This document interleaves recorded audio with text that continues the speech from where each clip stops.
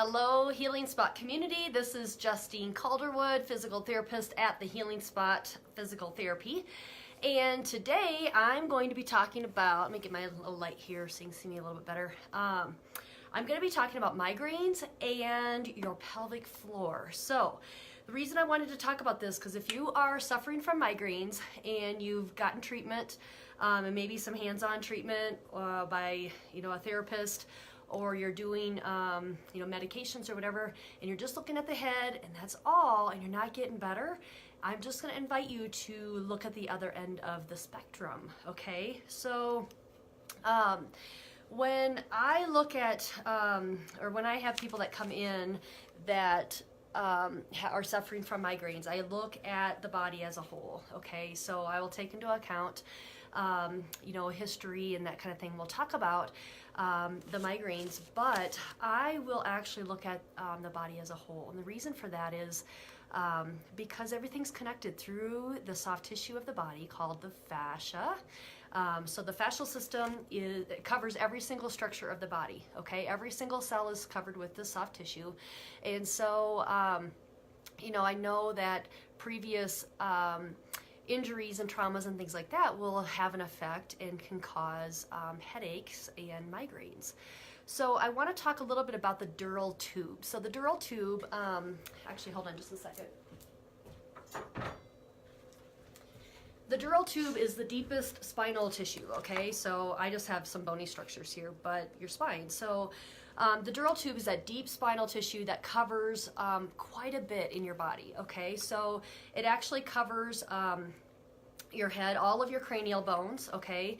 Your TMJ, all of that, the inside of your head, so inside of the skull, your brain, as well as the spinal cord. So as it comes down, it's going to cover the whole spinal cord, all of the spinal nerves. So in your neck, those spinal nerves go down into your arms, around your trunk, okay, your thoracic spine, those nerves go around your trunk. In your legs, they go, in the low back, they go down into your legs.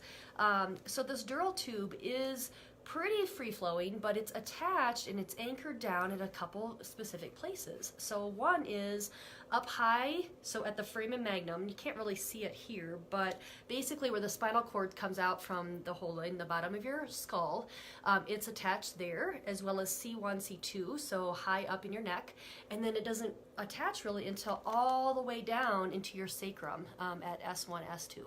Okay, so as you come down, all of that is surrounded by that deep spinal tissue, the dural tube, and you can see the little tailbone here at the end. So if you're having pain at this end of this system, what if it were stemming from restrictions at the other end? Okay, so I'm going to talk today a little bit about the pelvic floor, and specifically the coccyx, the very tip of the tailbone, because I want to show you something. When someone comes in to see me, I will actually look at their posture. Is one of the biggest things that I look at to start with, because it tells me a lot, okay, and what they're starting with. But I want to talk about the pelvic floor muscles in this relationship to the dural tube. So I have a female pelvis here. So this is the bony structure here, and you can see this would be where the spine stacks up, and you can see how this makes a ring, okay, the pelvic bowl. Now I'm going to take these structures out from the inside. These are the reproductive organs, okay. But what I'm going to have you look at is inside here. So can you see that where it kind of creates the sling, okay? And you can see the sacrum as it comes down. So this is your tailbone, and as it comes down to the very tip there, the coccyx, okay? And you can see how it's embedded in there. And I'm going to flip this over so you can see this, or actually turn it over. So this is the back side, and I'm going to take the sacrotuberous ligaments off, okay? So you can see this, and you can see the hips come around here, and you have this triangle, the sacrum, and the very tip of it is the coccyx. And again, see, so these are the levator ani muscles. These are the pelvic floor muscles, okay? You see the anus there.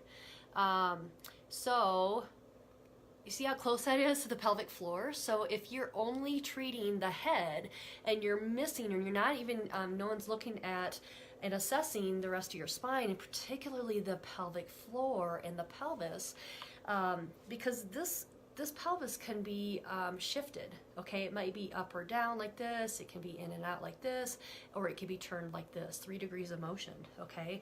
And when that happens, it's gonna change how the pelvic floor is lined up, therefore it can change the strain pattern on the sacrum, okay? So I do something, I do a lot of mild fascial release, but I'm also, do cranial sacral work.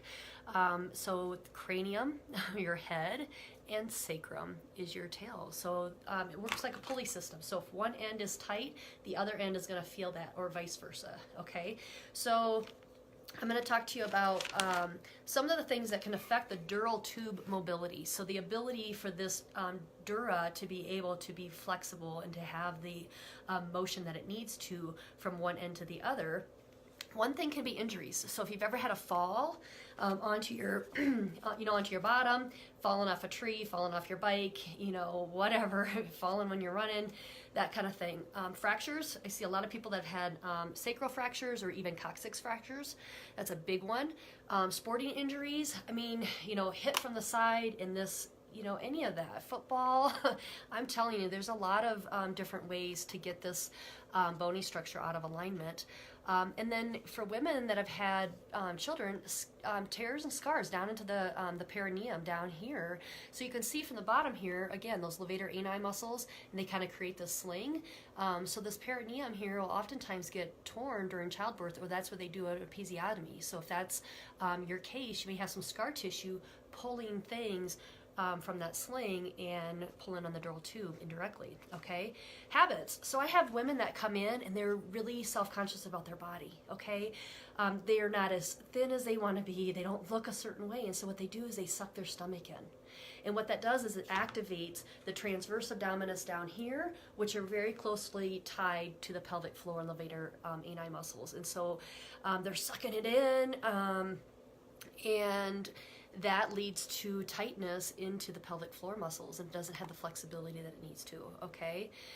Pelvic alignment, I kind of went over that already, that this can be shifted, and that's going to change how the pelvic floor muscles are able to engage. They might get too tight in some areas and overstretched in other areas, okay? I have taken training with Lynn Schulte and have learned, she teaches a lot of the open birthing position that moms can get into, whether you've had a C-section or whether you had a vaginal birth. There's this open birthing position where these sits bones are splayed outward. So they have to open up to allow baby to come down. Even if you had a C-section, baby, depending on how far baby got into the birth canal here, into the pelvic outlet, these ischial bones, these sits bones, they're right here, can be splayed open, okay? And that can cause a lot of stress into the pelvic floor muscles. And there's other things to do with the pelvic, or the open birthing position, that I won't go into right now. Again, strain patterns, those we have a lot of strain that can happen down here into the pelvic area. Trauma, so any kind of birth trauma, miscarriage, it changes the structure down in here, particularly the energetic aspect, okay? So we talk about structural aspects, and also energy in our body can really affect the fascial system and the dural tube. Miscarriage, abortion, any kind of sexual assault or sexual abuse can really change down in through this pelvic area.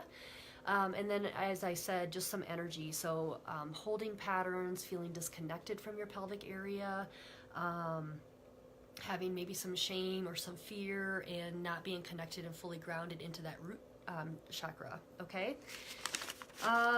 So I also want to say that dural tube restrictions and fascial restrictions don't show up on standardized testing. So if you have a CT scan done, an MRI, X-ray, it is not going to show fascial restrictions, and these can put up to 2,000 pounds of pressure on pain-sensitive structures in your body.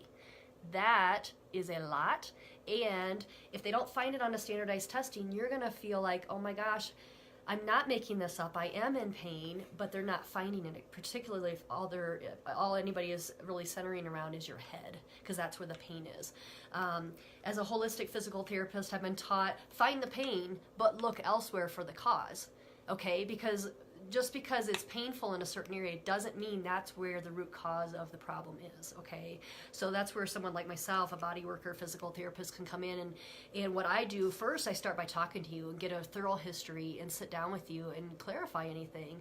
And I do that as an ongoing thing. So I might not get all the information I need in that first visit, because, you know, it's this trust that I build up with my patients. And some of this comes out, you know, as we work on the relationship, and I get to know people, they start to let me know, oh yeah, this happened in my past, or this happened, or, you know, or it may come up with the body work. It comes to the conscious level, and they're able to then be in a position where they can say, okay, I want to change this, I want to shift it. This is no longer serving me. It's no longer a belief that I want to have about myself or about the world. So we start by talking. Then I do a standing assessment. So I'll look at this bony structure. I'll look at the body. I'll step back and go, oh gosh, that shoulder's high. You're really forward here. You know, the breast tissue's pulling you forward, or whatever it might be. What happened here? You're you know, into your shoulder, your head's turned, that kind of stuff. I look at those strain patterns because it tells me a ton, okay? The other thing I may do is range of motion measurements. I honestly don't do a lot of them anymore, because I find that my hands and what I feel in the body tells me a lot more than if I'm, you know, taking measurements. I may take that, you know, it helps some objective measurements, but that's not my main focus. And then I will get in and listen and feel into the tissue. So I'll probably have you lie down. And what I like to do with people suffering from migraines, I really, a lot of times, I'll start here at the pelvis. Even if you're not having any kind of pelvic pain or low back pain, I usually start there. So if you're here, I'll look to see how well is the sacrum moving. How, you know, I'm not going to go through all of that, but I may even just put my hand underneath here and kind of listen into that sacrum and feel. So I'll do a very gentle pull, and I'm feeling up into the head. You know, where is that dural tube, that spinal tissue, getting restricted? And then I'll start working there. It might be mid-thoracic, you know, it might be here, it might be upper thoracic, it might be the base of the neck. And then I'll do the same thing at the other end. So I will have, you know, you're lying down, and I will very gently take a hold of the head, and I'll listen in. And I'll feel that cranial sacral rhythm. You know, is the head moving like it should be? Can I feel all the way down into that sacrum? And I'll do some very gentle pulls, and I'm also having my patient tap into that inner knowledge too, so they can feel into their body and say, oh yeah, it's really getting hung up here on the right side, but I can feel it pull all the way on the left. So we know, you know, I can feel that as well. And we know, gosh, that right side needs some attention, okay? And it might not be, again, might not be at the head. You know, I look at a lot of these cranial bones as well. Let's see. And then I'll treat those stuck areas. So if it is mid-thoracic, I'll go there, okay? I'll sandwich that area. I'll start working on that area very, very gently and get that dural tube to free up so that it has a mobility, so the head and the tail can work in sync like it's meant to. And then the other thing is, I'm all about education, okay? So I don't have people that come in and I just do my thing and I'm kind of just doing what I know. I'm communicating and saying, oh, this is what I see. You know, it starts with when you're standing up. This is what I see. This is what I'm going to do. This is why I'm doing it. This is also what I see. You know, that kind of thing. I'm constantly communicating with my patients because I feel like then you're going to know, you know, what's going on in your own body, and bringing that awareness helps to shift things, okay? And then also just coming up with a plan of care. You know, that could be what I'm going to do in the clinic, but also what do I want you to do at home to help this? You know, I like working one-on-one with people, but the goal isn't for you to be 100% dependent on me, okay? Now, I'm not here to just fix you. I'm here to work with you so that, you know, you can learn about your body and what you can do for yourself, okay? So that's it in a nutshell, what I wanted to talk about today with migraines and the pelvic floor. And, you know, I covered the female model. I absolutely treat men for migraines as well. And if you're interested, if you have any questions, you know, definitely reach out to me if you're interested in learning more, see if I could help you. Go to my website at healingspotpt.com and you can request a discovery session or a phone consultation with me. I'd be happy to talk to you. Okay? Thanks for watching.